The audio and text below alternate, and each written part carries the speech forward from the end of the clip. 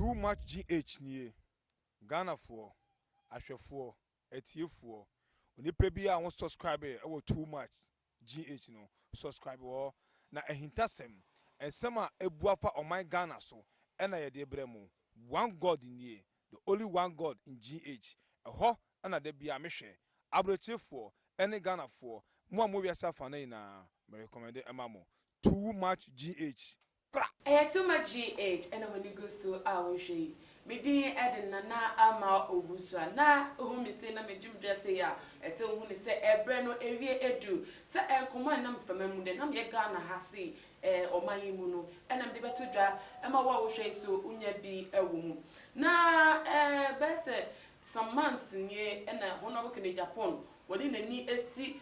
Bishop Daniel Obinim so say send the baby biara obebra ne down we make sure say by the end I want any baby no na Bishop Daniel Obinim now to say why yira kra esi system ay penal hu krampa ye hu no na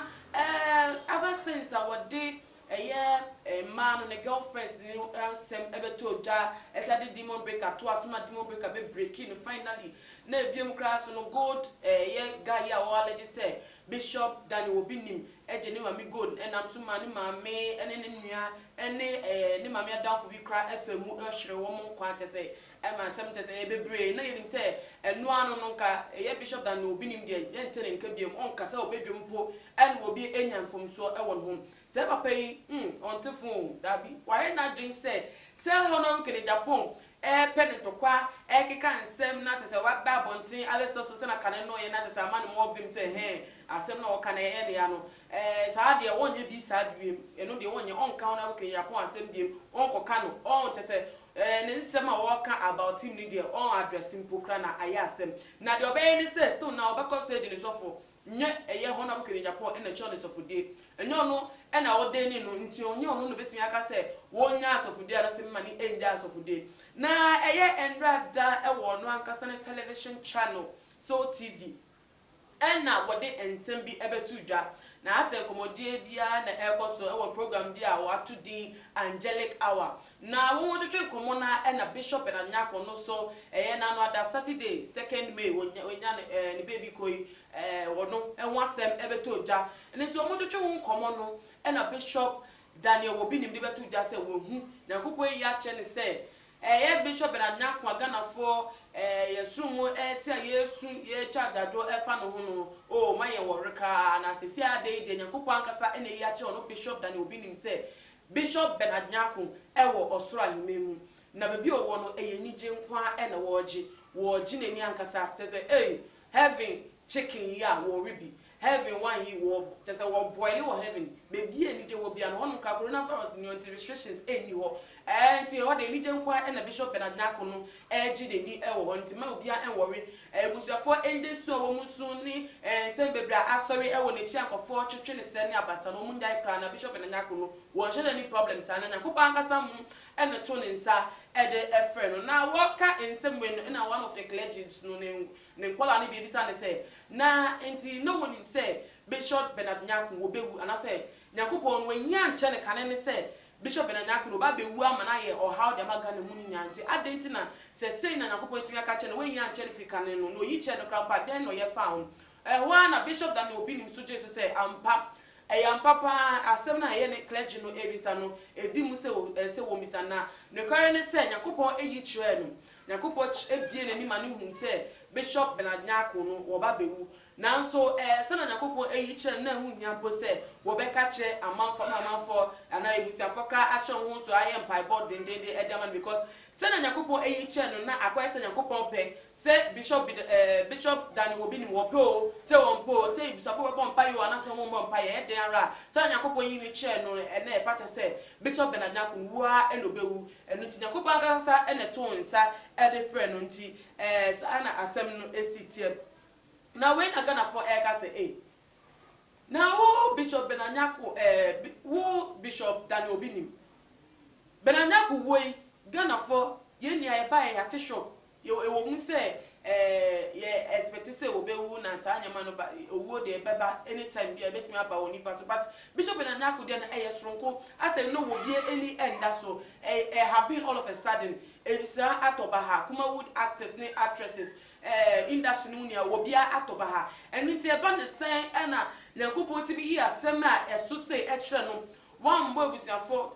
kaya mo man show mo so am prepare for the situation na biom so no say Nyankopon pe de say come beti ase na wa fa tuja na wo wi ase na Nyankopon be nani e de kire de say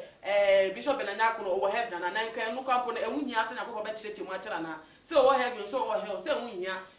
wude yenim say wude wewu na de eko we kire no de na betimi ayama ye wo mo te asesesi ano na biom so go focus da bi say na Bishop Daniel Obinim wodi na no ato Bishop Benanyako ni wo ni wono eya confirm eya wo ba asofo bia wo ba online social media therefore ya so eya pep mensa wo ba bi on so efe no wo sofo mame ewe ka say eya Christian Awuni colleague actress of Benanyako no wo oba ne ho eya Bishop Daniel Obinim oba ne ho beje konkohye bi ebra na Bishop Benanyako yare no ede command na no kra eka ho na ema papa no efiri mu na ya say na Bishop Obinim so eba out abeka Bishop Benanyako no na asem no eya confirm sa mame no prophetess no so ne nsem o kan nti di mpa ene Bishop Daniel Obinim ne nsem ewo Bishop Benanyako ni wo emu. They say Ghana for no I confused, Ghana for you confused. One more time I want to say because already now who Bishop Daniel Obinim in some so on esu bunkom unya ho bre ehia chese nsem nya ano enu nti eba ne sen na de emfa ho de industry ka woni mu bi nsem a enche danya wo ha na obe address say aka say Nyankopon ene bi woni ma wehu ga na already na aka say yi we fi Nyankopon enkofo mu nti eba ne sen na Nyankopon say hu biem say wo ya na koa wo ye the servant esa be yi ade cho Ghana for dwen wa wo mo nti ase na wo mo ka ne say ya wo so wo nka ne nsem kwa wo de comment better echi wo metro ma dwen say na ehwini wo bi bie kura ne de different no sa na Ghana for so adwen che e different ma me nkohwe bi na me nkinkan bi emfa ma etiefo ene ahwefo we efi Monarch Selassie or no dear what about say this man is very funny. He wants to also feed on what is going on in the public and also become popular again. How can you even think of speaking in public as at this time when your case has not yet been settled? Which,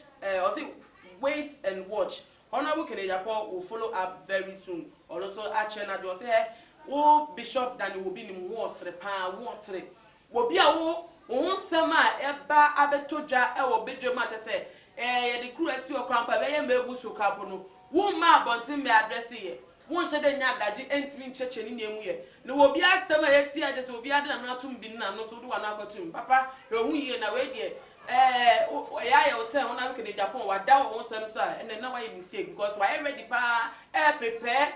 informations and ground no sa ba bi ma wo Bishop Daniel Obinim wo nya be bipo ene we gina e wo Ghana ha senti hwe ye we so de amede ba efi ama bensa ono so edia wode aba wo sem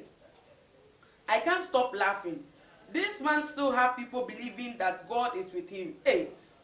how can you still talk about God revealing things to you? Have you not heard every allegation that has been dropped towards you? Come out and please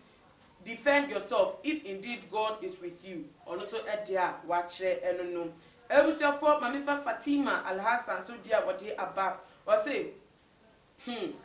this man, I can't stop laughing. I can't stop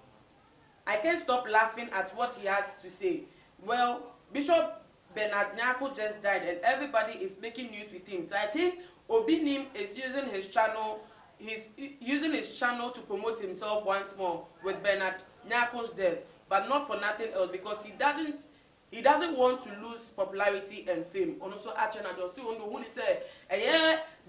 Daniel Obinim, or otherwise known as Angel Obinim, warrior ever and same way when you are so then another 2 million ya chenin some more Kenyano. Say Obenya film biem, say nipa any beba no biem and wanti and the way because it's there. They didn't ask ya kodakra Ghana for the donor and you didn't crave for my dream because someone said one kind of pray when you papa bia. My main last comment what has said and to Jack. Wait there what about if we obeyed or also at